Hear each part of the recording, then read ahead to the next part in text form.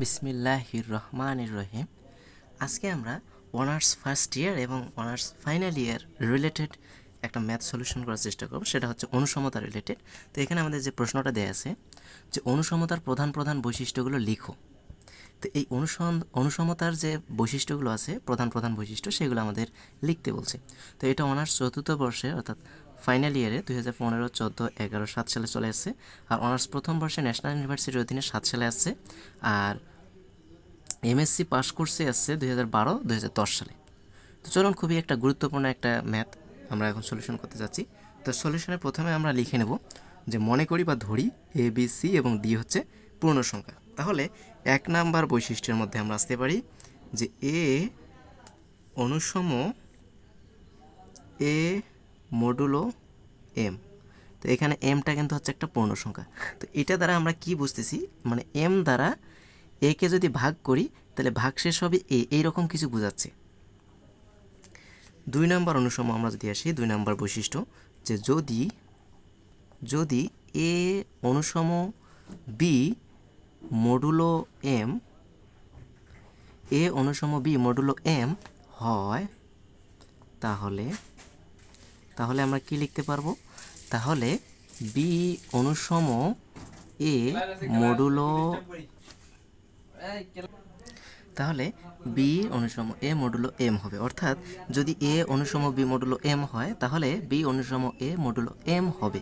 তো এগুলো প্রমাণ আমাদের একটু জানা উচিত। তো প্রমাণ আমরা এখানে করতেছি না, আপনারা একটু জাস্ট এই বৈশিষ্ট্যগুলো একটু মাথায় রাখবেন। আমাদের এইগুলো প্রমাণও আছে, আপনারা চাইলে একটু দেখে নিতে পারেন, কেননা প্রমাণগুলো আমাদের পরীক্ষায় আসে না। তো আমরা এগুলো ডিরেক্টলি আমরা ম্যাথ যখন সলিউশন করব তখন আমরা দেখব ভালোভাবে। আচ্ছা, 3 নাম্বার শর্ত বা বৈশিষ্ট্যটা হচ্ছে যে যদি এ অনুসম বি মডুলো এম এবং বি অনুসম সি মডুলো এম, যদি এ অনুসম বি মডুলো এম এবং বি অনুসম সি মডুলো এম হয় তাহলে আমরা লিখতে পারবো যে এ অনুসম সি মডুলো এম, এ অনুসম সি মডুলো এম। ওকে, এত হবে, এটা আমরা লিখতে পারি। 4 নাম্বার শর্ত বা বৈশিষ্ট্য যে যদি এ অনুসম বি মডুলো এম এবং সি অনুসম ডি মডুলো এম হয় তাহলে কিন্তু আমরা এখানে প্লাস মাইনাস দিয়ে একবার প্লাস মাইনাস যোগফল বিয়োগফল আকারে লিখতে পারবো, একবার গুণফল আকারেও লিখতে পারি। অর্থাৎ 4 নম্বর শর্ত বা বৈশিষ্ট্যটা হচ্ছে যে যদি এ অনুসম বি মডুলো এম এবং সি অনুসম ডি মডুলো এম হয় তাহলে আমরা লিখতে পারবো a plus c equal b plus d modulo m, অথবা এ মাইনাস সি অনুসম b minus d modulo m. আর 2 নম্বর শর্ত, এটাকে আমরা একবার যোগফল আকারে লিখতে পারি, একবার বিয়োগফল। যদি এখানে যোগ দিই তাহলে এখানে যোগ, এখানে বিয়োগ দিলে এখানেও বিয়োগ। আর গুণফল আকারে লিখলে এ সি, অর্থাৎ এ আর সি বাম পাশেরগুলো আমাদের গুণফল আকারে থাকতেছে অনুসম, ডান পাশের বি আর ডি গুণফল আকারে থেকে মডুলো এম হবে। ওকে, 5 নম্বর শর্ত আমাদের কি বলতেছে? 5 নম্বর শর্ত যে যদি এ অনুসম বি মডুলো এম হয় তাহলে আমরা লিখতে পারি তাহলে এ সি অনুসম বিসি মডুলো এম। অর্থাৎ এখানে আমাদের কিচ্ছু হয়নি করা, জাস্ট উভয় পাশে আমরা সি একটা করে গুণ করে দিচ্ছি। এতে করে তো মানের কোনো পরিবর্তন হওয়ার কথা না, এটা আমরা সাদামাটাভাবেই ম্যাথমেটিক্যালিভাবে আমরা দেখে থাকি। 6 নম্বর শর্তটা আমাদের কি বলছে? যদি এ অনুসম বি মডুলো এম এবং এ অনুসম সি মডুলো এম, অর্থাৎ দুইজনের কিন্তু বাম পাশে একই মান আছে, অর্থাৎ এম দ্বারা এ কে ভাগ করছে, এখানেও কিন্তু এম দ্বারা এ কে ভাগ করছে, বাট এখানে ভাগশেষ আলাদা, এখানকার ভাগশেষ কিন্তু আলাদা, এটাই আর কি বোঝাচ্ছে। তাহলে আমরা এখানে লিখতে পারবো বি, অর্থাৎ এই যে ভাগশেষ দুটো যে আছে, বি অনুসম সি মডুলো এম হবে। এটা একটু আমরা মাথায় রাখবো। আর 7 নাম্বার ধাপ যে যদি এ অনুসম বি মডুলো এম হয় তাহলে এখানে আমরা কি লিখতে পারবো যে তাহলে a to the power k অনুসম b to the power k modulo m হবে।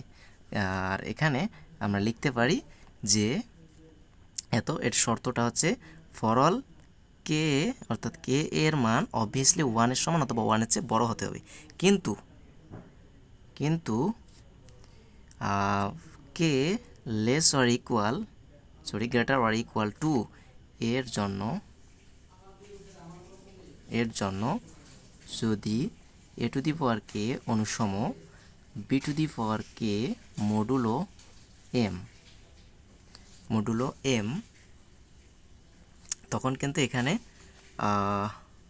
মডুলো এম যদি আমাদের সত্য হয়, এত সত্য হয়,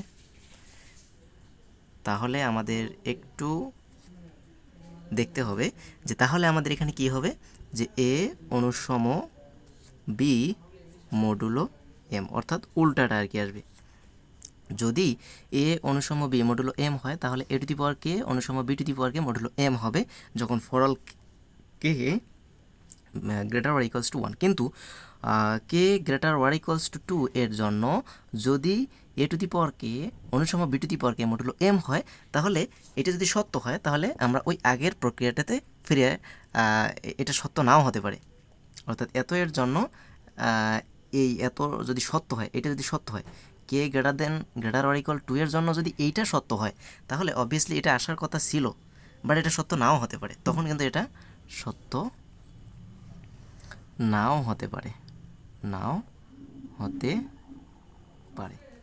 তো আশা করি আমাদের এই বৈশিষ্ট্যগুলো, অনুসমতা রিলেটেড যে বৈশিষ্ট্যগুলো আছে, তো এই বৈশিষ্ট্যগুলো আশা করি আমরা বুঝতে পারছি। এগুলো আমাদের পরবর্তীতে ম্যাথমেটিক্যাল টার্মে আমাদের কাজে লাগবে, তাই আমাদের খুব ভালোভাবে এই বৈশিষ্ট্যগুলো একটু মাথায় রাখা দরকার। ভালো থাকবেন, সবাইকে ধন্যবাদ।